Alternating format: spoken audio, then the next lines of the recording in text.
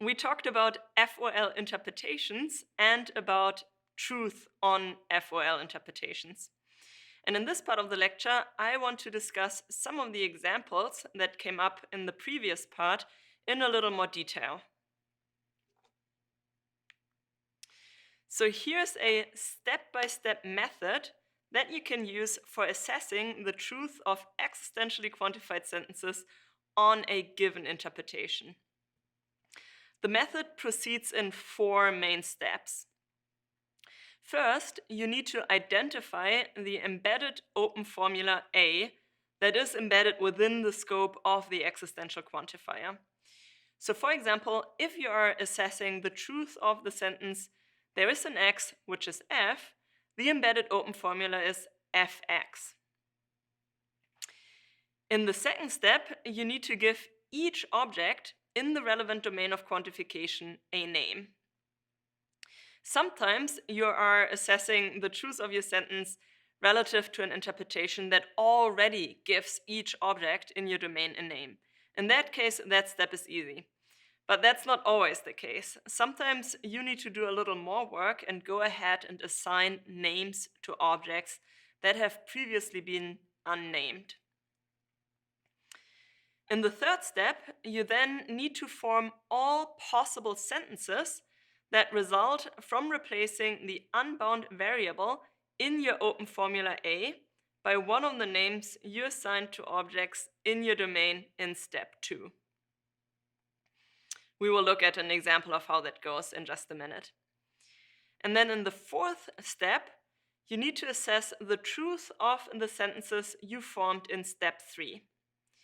And the existentially quantified sentence then is true if and only if at least one of the sentences you formed in step 3 is true. So let's look at an example. Suppose we want to assess the truth of the sentence, there is an x which is f, relative to the interpretation that I'm describing here on the left-hand side. So our domain again includes Anna and Berta. We have a number of sentence letters that we have interpreted. That doesn't really matter for our purposes here. Then we are interpreting the name A to refer to Anna and the name B to refer to Berta. The predicate F includes only Anna in its extension, so it applies to only Anna and not to Berta. And the predicate G is a two-place predicate that applies to the ordered pair consisting of Berta as first member and Berta as second member. Okay, so we want to assess the truth of the sentence, there is an x which is f relative to this interpretation. First step, we need to identify the relevant open formula. In this case, that formula is fx. Second step, we need to give each object in the domain a name. Now, thankfully, our interpretation I already does that for us. So we are using A to refer to Anna and B to refer to Berta. In the third step, we need to form all sentences that result from replacing the variable x in our open formula fx by one of the names that we assigned in step 2. So in this example, that gives us 2 sentences, namely FA and FB. In the fourth step, we need to assess the truth of the sentences that we formed in step 3. And here, FA is true and FB is false. Why is that? Well, A refers to Anna, and Anna is in the extension of the predicate F. That's why FA is true. Now, B refers to Berta, and Berta is not in the extension of the predicate F. And that's why the sentence FB is false. And now the sentence, there's an X which is F, is true, since the sentence FA is true.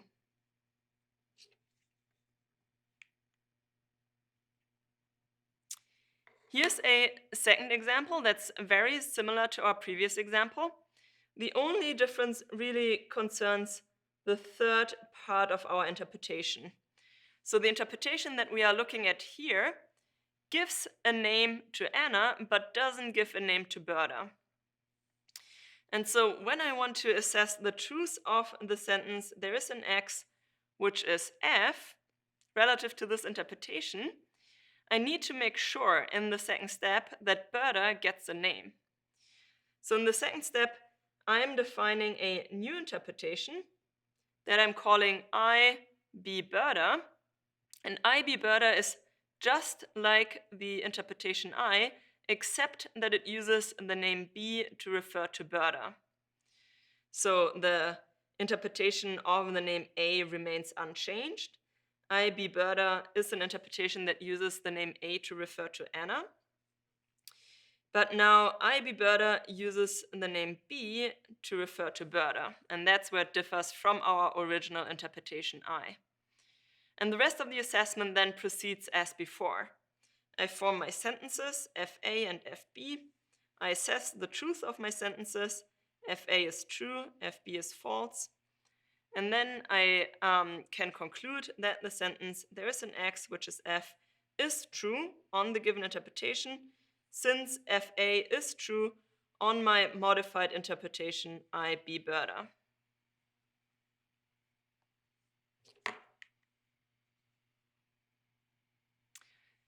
So here's a somewhat more complicated example. We have the same interpretation as before in example 2.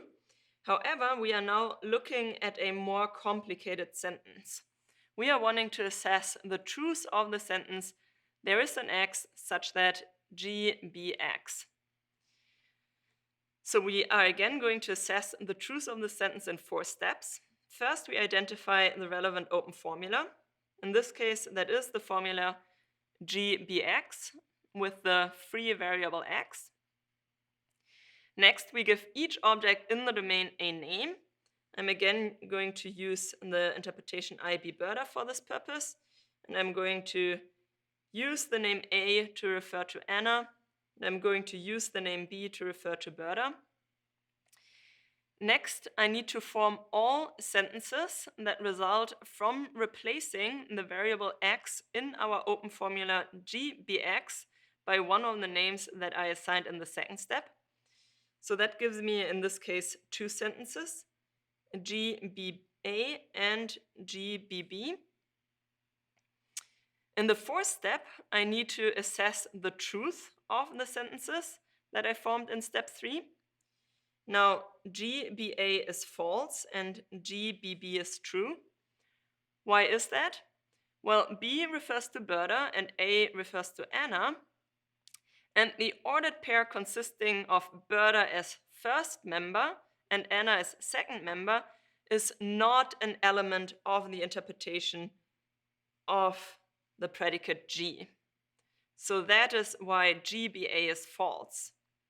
The ordered pair consisting of Berta and Anna is not an element of the interpretation of the predicate G.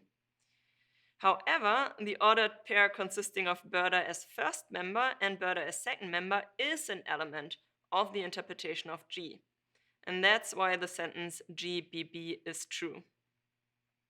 And so I can conclude that the existentially quantified sentence, there is an X such that GBX is true, given that GBB is true. More precisely, the sentence there is an X, GBX, is true relative to our interpretation I, given that the sentence GBB is true relative to the interpretation I B Berta, which is just like the interpretation I, except that it uses the name B to refer to Berta. Now, in some cases, you may be thinking about domains with innumerably many objects, meaning with more objects than you can name. So for example, the real numbers are innumerable. You are not able to construct a list that contains all of the real numbers. So in those cases, the method that we just discussed doesn't quite work, simply because we cannot give all the objects in our domain a name. So in that case, we need to modify our method a tiny little bit. So we need to proceed hypothetically and ask ourselves, well, can I find an object so that if I give it the name A, the sentence FA is true? So let's look at an example to see how that works. Suppose our domain includes all the real numbers, so innumerably many things. We have no relevant sentence letters that we need to interpret, and we are using numerals to refer to numbers in a to be expected manner. So we are using the numeral 1 to refer to the number 1, and so on and so forth. And we are interpreting the predicate O so that it includes in its extension all the odd numbers. And suppose that now we want to assess the truth of the sentence, there is an X such that OX. Is this sentence true relative to our given interpretation? Now, first step, we need to identify the open formula. That's OX in this case. In the second step now, we cannot give each of the objects in our domain a name, and instead we are just going to try to find one object in our domain that satisfies the formula OX and give it a name. So here I'm just going to suggest let's only look at the number 5, and let's use the numeral 5 to refer to the number 5. And then in the third step, we form a sentence that results from replacing the variable x by the numeral 5, and that is the sentence O5. And then we assess the truth of the sentence. So O5 is true because 5 is an odd number and therefore in the extension of O. And then we can conclude that the sentence there is an x such that OX is true since O5 is true.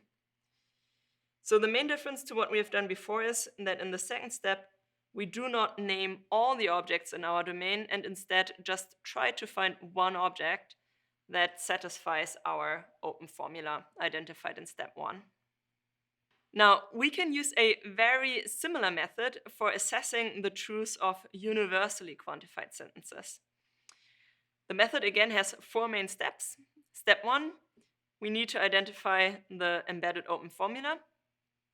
So for example, if you are assessing the truth of the sentence all x are f, the embedded open formula is fx. In step 2, we need to give each object in the relevant domain of quantification a name if they do not have one already. With the same caveat as before, if you have innumerably many objects, you may proceed slightly differently. In the third step, we form all possible sentences that result from replacing the unbound variable in your open formula by one of the names you assigned in step 2. In step 4, we assess the truth of the sentences that we formed in step 3. And then the universally quantified sentence is true if all of the sentences you formed in step 3 are true. So really it's the same method as when we assess existentially quantified sentence, except for the last step 5 here, given that the universally quantified sentence is true if and only if all of the sentences that we formed in step 3 are true. So let's look at an example to see how this works. We have the same interpretation as before. I'm not going to go over it in detail. We know it pretty well by now. But now we are wanting to assess the universally quantified sentence for all x g bx. Is this sentence true relative to our given interpretation? Well, in step 1, we need to identify the embedded open formula. In this case, that is g bx. In step 2, we need to give each object in the domain a name. So I'm going to go ahead and use the name A to refer to Anna, and I'm going to use the name B to refer to Berta. In step 3, we form all the sentences that result from replacing the variable x in our open formula by one of the names that we assigned in step 2. In this case, that gives us 2 sentences, GBA and GBB. Next, we need to assess the truth of these sentences. GBA is false and GBB is true, given that the ordered pair consisting of Börder as first member and Börder as second member is in fact an element of the interpretation of G. And then we can conclude that the sentence for all x, GBX is false, given that GBA is false. Okay, what have we accomplished today? We have gotten to know the formal language FOL, and we have thereby proceeded in two main steps. We have first discussed the syntax of FOL, and we have discussed all the different symbols that may appear in FOL sentences.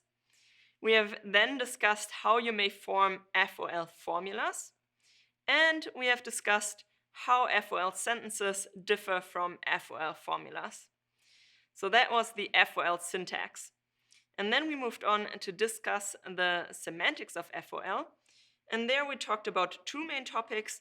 We introduced the concept of an interpretation, and we explained what it takes for FOL sentences to be true on a given interpretation.